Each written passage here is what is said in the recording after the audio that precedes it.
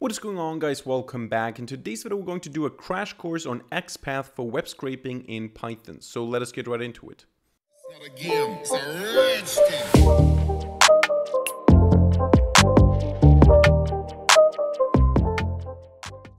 Alright, so we're going to do an XPath crash course in today's video, and we're going to combine this with Python web scraping. So we're going to learn how to use XPath to do Python web scraping using Selenium.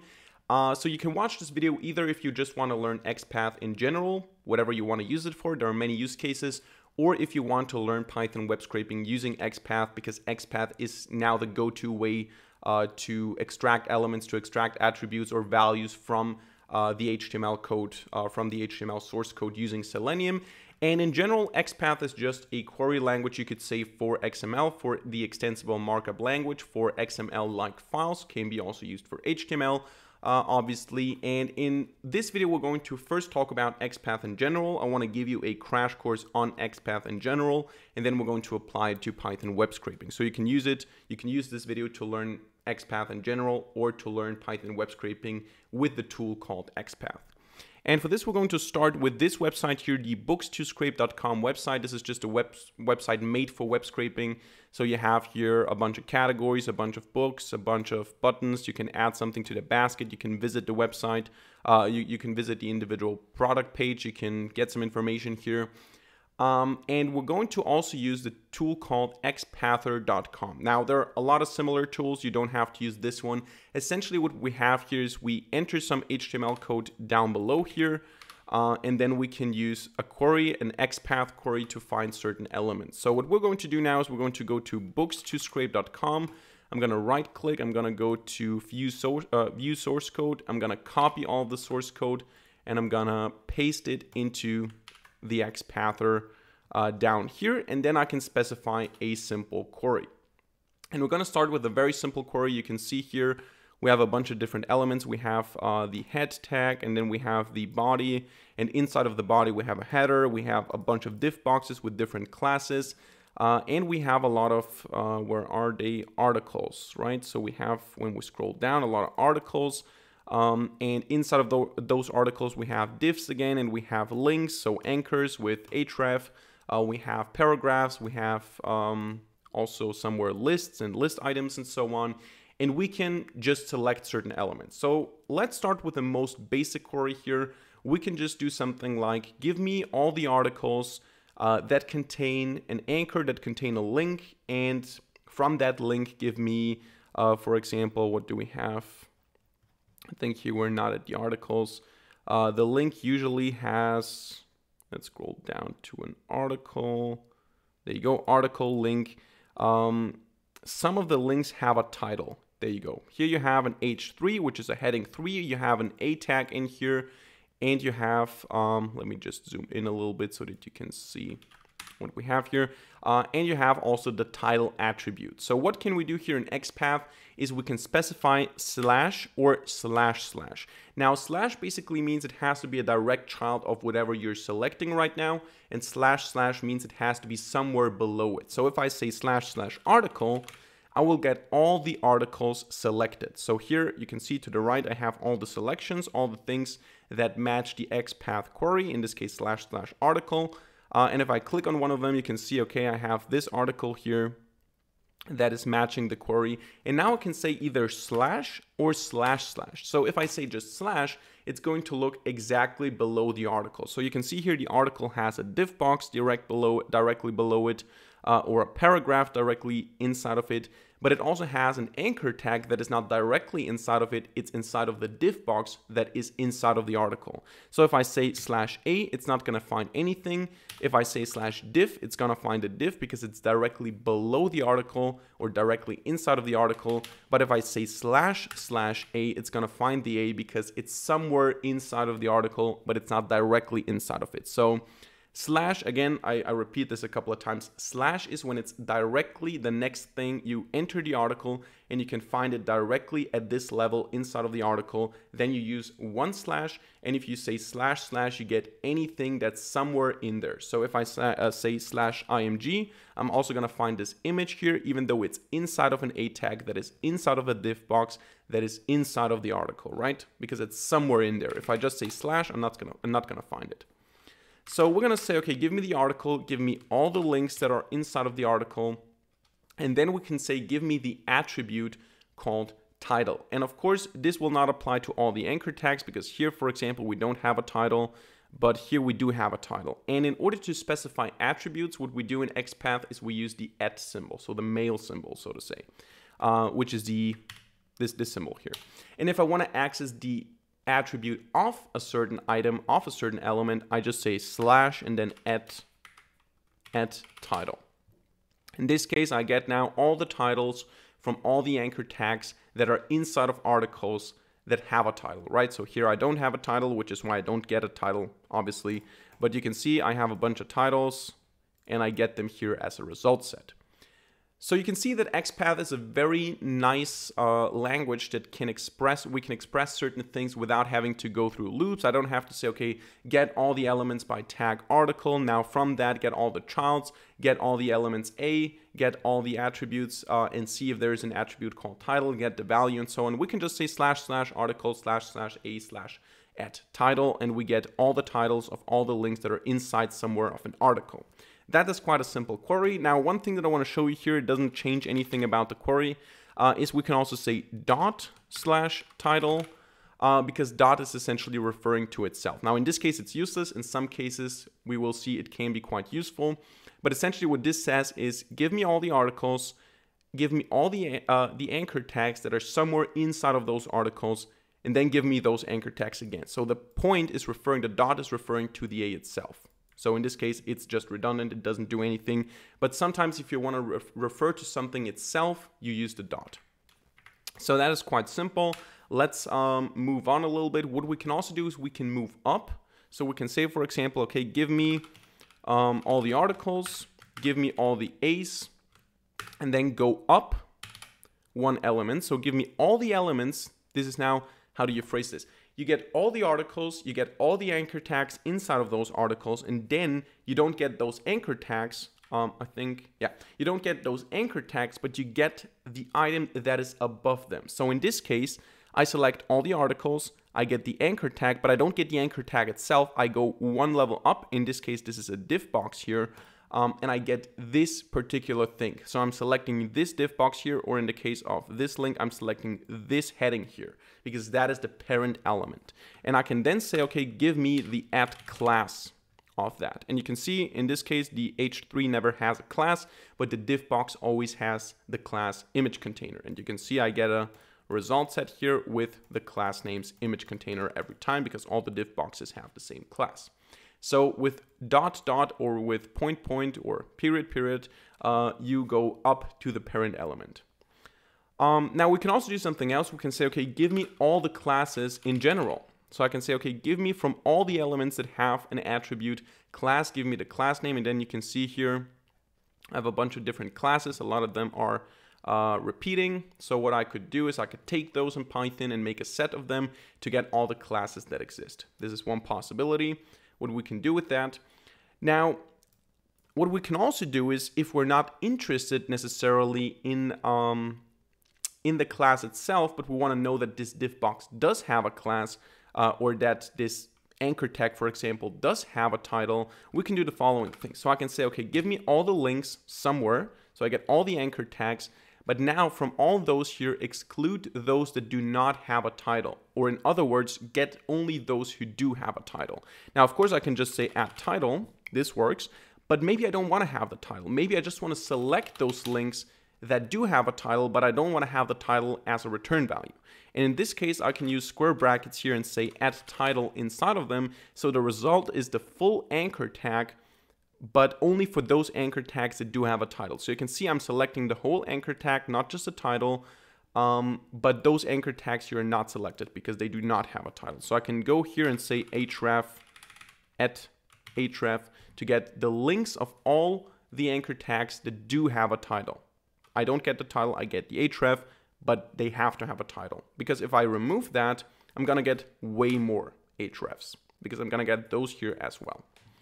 So that is one thing that we can do. It's called a predicate if you put something in square brackets, and it can be used for conditions. So what we can also do is, for example, we can get all the anchor tags that do have some node inside of them. So I can say, okay, give me all the anchor tags would be this one, and give me all the anchor tags that do have something inside of them would be this one here. So it would be all the anchor tags that do have something else, in this case an image tag inside of them. Those would not fulfill this condition because they only have text. So in this case, we say, give me all the anchors that do have something in them that is not just text. Or we could do to get these things in general. So in this case, we don't just say, give me all the anchor tags that do have something inside of them, but we say, give me that thing inside of them. Give me all the things that are inside of anchor tags directly. Or we could also say // but in this case, it doesn't make a difference because we don't have multiple levels. What else can we do? We can say, if we want to keep it more general, we can say, okay, give me all the things in general, give me all the nodes that contain any attributes. So this would be like that. We would say // star for everything that has some attribute. This means any attribute, at any attribute. And in this case, we would get everything that has any attribute. Is there anything that is not selected? I mean, we won't see it here because the whole, where is it? The whole body has attributes, so everything's selected. But yeah, you can see also the head is probably not selected and the title is not selected, but they are selected because of the HTML, right? So if I remove this, I think it should not be selected. There you go. So now it doesn't have any attributes, and because of that, it's not selected. So that is one thing that you can do. Now we can also go with partial classes. So what do we do, for example, if we want to say that that we want to filter for specific attribute values. So we want to say, for example, give me all the div boxes. Not just they don't just have to have a class. We want to also have a specific value. So I can say, okay, give me all the div boxes that have a class like this. So this is the condition, but also I want this class to have a specific value, namely row, for example. Then I can do it like this. So in this case, I select all the divs that have a class equal to row. I don't select all the divs that have a class equal to page inner, for example. So this works, and sometimes you will notice that you have a problem. You might want to have, I think we should have somewhere here. Let me just find them. Do we have col SM8 should be the thing that I'm looking for. There you go. So here, for example, you have the div box that has the following class, col SM, so column small 8 and h1 as a class, but those are two different classes. So in CSS, those would be two different classes that we need to select. And maybe I don't want to look for the exact class, but I want to find all the col SM8, but this would not work like this, because the problem is that when I'm using the equal sign here, I'm asking for the exact classes, so for everything.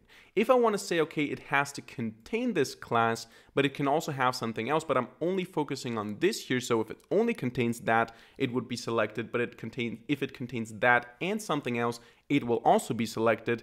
I have to use a different function. I have to use the contains function here. So I would say, okay, all the divs where contains, and then add class and col SM H is true. In this case, this would select this one, and it would also select this one that does not contain an H1, right? Because it contains this string inside of the class attribute. So this is how you look for partial classes. Also, you can look for text, so for the content of the thing. So for example, if I want to select this one here, I would do give me all the A's where the text is something. So I can say, what would we do? We would say text is equal to, I mean, I don't think that I'm going to match this exactly. So let's do something else. Let's say we want to see any element that contains a certain text. So I can say, okay, give me any element that contains the text books, right? So how do we do that? We don't want to look for the exact text. We want to find a contained text. How do we do that? We say, okay, this is a little bit more complicated now, and now you might understand why we need the dot operator, because what we're doing now is we're saying, okay, give me all the elements, get the text of this element, and then apply the contains function onto it. So we use another square bracket operation, another predicate here. Let's close them up. And we say, okay, we want to select the text, and for this text, the following has to be true. It has to be true that it contains, and what contains it? The text itself, so period, contains the text book.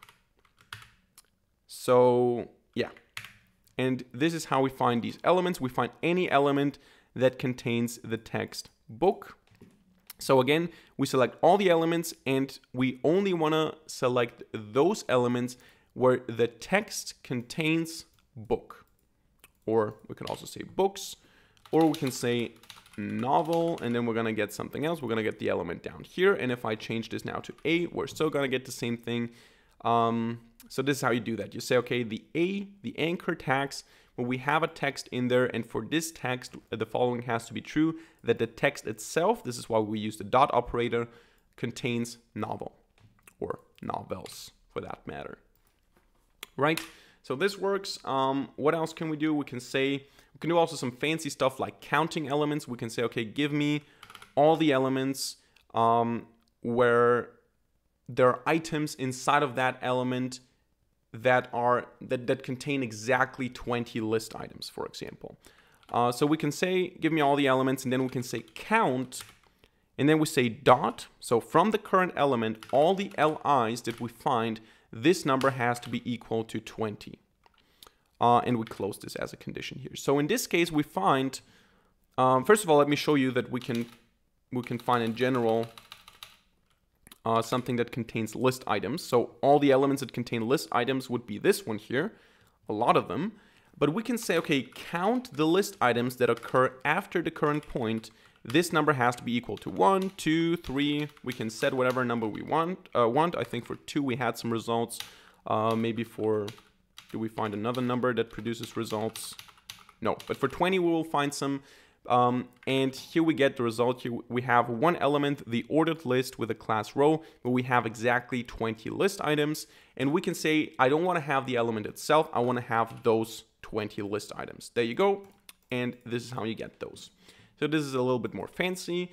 Then another thing that we can do is we can filter for ancestors, siblings, and other relationships. Now, for the sake of completion, I recommend you go to some documentation or some tutorial where all the different axes are listed. I think they're called axes.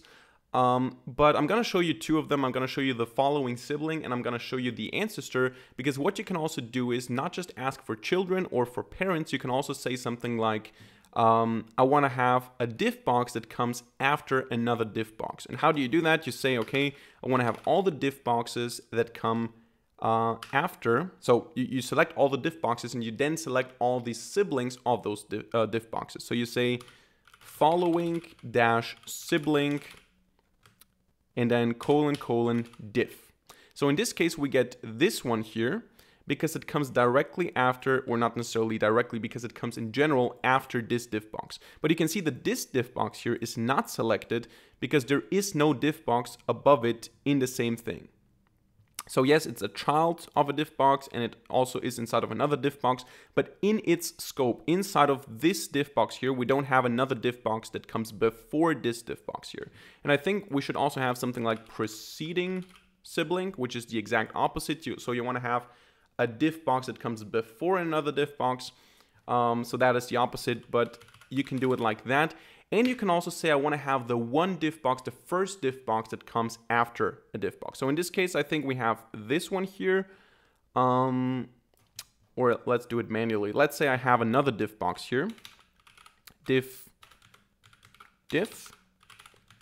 So this diff box is also selected now because it comes after this diff box. And this one is also selected because it also comes after this diff box. This diff box here, but also because it comes after this one. I think if I say 1, No, this is actually a bad example. Let me do it in a different way. How can we do it? Let's go with diffbox where the class is equal to row.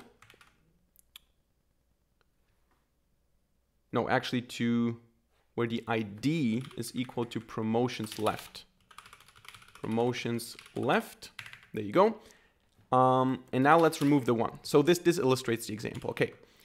Oh, now I changed this. Come on. I changed this now. Okay, let's write it again. Diff where the ID attribute is equal to promotions left. And here we want to find the diff box, the following sibling that is the diff box. Okay, so this should illustrate the example quite well. I have this diff box here, and this has the ID promotions left. Then all the siblings, all the following siblings that are diff boxes are all these diff boxes that come afterwards. However, if I now say in square brackets 1, I'm only gonna get the next one. So I have this ID promotions left diff box here, and I have 2 siblings, 2 following siblings, but I'm only interested in the first one, so this one is no longer selected. I think this should also work with the second one, third one, and so on. We don't have a third one in this case, but you can see how you can also influence that. And then you can do the same thing with an ancestor. So we can say, for example, give me all the diff boxes that have an ancestor article. And in this case, we get all the diff boxes here that are inside of an article, right? So this is also something that you can do. And last but not least, let's do a little bit more complicated stuff for the last query before we go into the Python code.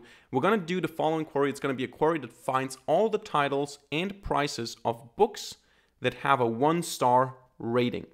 So in this case, let's write the query and then I'm going to explain it. I think that's more reasonable than to explain it while writing it. I'm going to say, give me all the articles where there is a p tag, so a paragraph. And I have prepared the statement. This is why I know what we need to look for. But essentially, we have the star rating 1 class inside of the p tag. This is what we're going to look after. Or look for. We're going to say class equals star dash rating and then 1. Give me all the articles that have such a p tag inside. From those articles, give me the h3 tag, so the heading. And from that heading, give me the A tag, and from that A tag, give me the title attribute. So those are the 6 books that have a 1-star rating on this website. And now I'm going to combine this with a so-called pipe operator, with this one here. And I'm going to say, okay, give me now the article P, or actually this is going to be the same thing up until the point of this here. So we're going to copy this, so also star rating 1, but this time we don't want to have the heading. We want to have another paragraph inside, which will have the class being equal to price underscore color, and from that we want to get the text. All right, so what we're doing here is we're getting all the articles that have a p tag inside of them that has the class star rating 1. Those are the articles that have a rating of 1. From those articles that we select, we now get the h3 tag, which is the heading. Inside of that heading, we have a link, and this link has a title, which is the book title.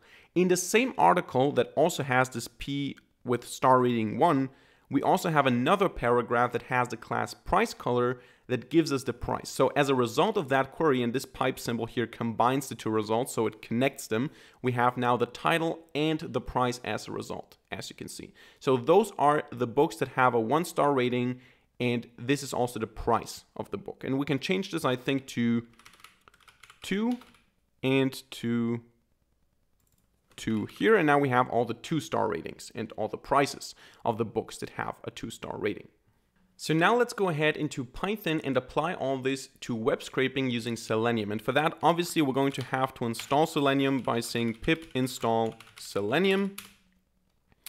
And I think we also need to install pip install WebDriver-manager in order to be able to use a Chrome driver Then we're going to say from Selenium.WebDriver import Chrome. I think recently I had a tutorial on Selenium website automation where I also used XPath, so you might want to check that out for more details on Selenium in general. This is going to be more focused on XPath, but it's still going to be quite simple for beginners. From Selenium.WebDriver.Chrome.Service, we're going to import the service. We're going to also say from Selenium.WebDriver.Chrome.Options, we're going to import options. And then from WebDriver Manager.Chrome, we're going to import the Chrome driver manager. So all of this is going to be just for creating the Chrome application, the Chrome WebDriver here. We're going to say now the URL that we're going to target is going to be the same one, https://books.toscrape.com. And then we're going to say now, then we're going to say that we want to define new options. We're going to say Chrome_options are going to be equal to options. And I'm going to just add the option that we don't close the browser when it's done. So we want to keep it open up just so we can analyze a little bit what's happening. And in order to do that, we say Chrome options, add experimental option, and we want to add the detach option, and we want to set it to true. Then we say driver equals Chrome. We're creating a new Chrome driver with a service being equal to, and now we create a new service instance. The service instance is going to be based on a Chrome driver manager, and we're going to call the install function on it. And then we're going to say options equals Chrome options. So this is the whole setup. Now all we need to do is we need to say driver.getURL, and then we're also going to say driver.maximizeWindow. And when I run this now, it should install the Chrome driver, and once it's installed, it should open up the browser. And you can see now Chrome is running. You can see Chrome is being controlled by automated test software, and it just navigated to the page. And now we can use XPath to do whatever we want. So we can take the last query and instruct Selenium to do it. How do we do that? We say results equals, and then we say driver.findElement. And there are multiple ways to find elements, but the go-to way nowadays is to do it with XPath. So we provide XPath here as a string to know that we're applying XPath. And then we can state the query that we had. So let's define the XPath underscore query. And this is going to be the query that we used last. So it's going to be the find the article that has a paragraph with a class being equal to *-rating1. And from that, get me the h3. From that, get me the a tag. Now, one thing that's important here is we're calling the find elements function. So instead of saying now /@title to get the title, we're just going to go for the a tag, for the anchor tag, and then in Python we're going to extract the attribute from that element, because this function can only handle elements. This is why we don't say /@title. We just get the a tag, and then we're going to get the title from the a tag. And I'm going to combine this still with //article, where we have a p tag with a class being equal to *-rating1. And then we're going to say again p that has a class being equal to price_color. And that is essentially it. Again, we're not going to go for the text. We're not going to go for /text. We're going to extract this with Python. And here we're just going to say now that we want to send the XPath query. And then we're going to handle the results by saying for result in results, if the result dot tag name is equal to a. So if we get an anchor tag, we're going to print the result dot get attribute title. So we want to get the attribute title. Otherwise, in this case, it's going to be what was it? It's going to be a p tag. So you can also say elif result.tag name equals p. In this case, an else is enough. We're going to print the result.get attribute. And in order to get the text, we now say, oh, why is this a string? In order to get the text, we now say inner HTML, like this. This is going to get us the text. So I can run this now.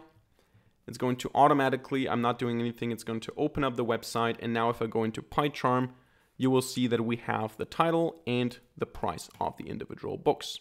So that's it for today's video. I hope you enjoyed it and I hope you learned something. If so, let me know by hitting the like button and leaving a comment in the comment section down below. And of course, don't forget to subscribe to this channel and hit the notification bell to not miss a single future video for free. Other than that, thank you much for watching. See you in the next video and bye.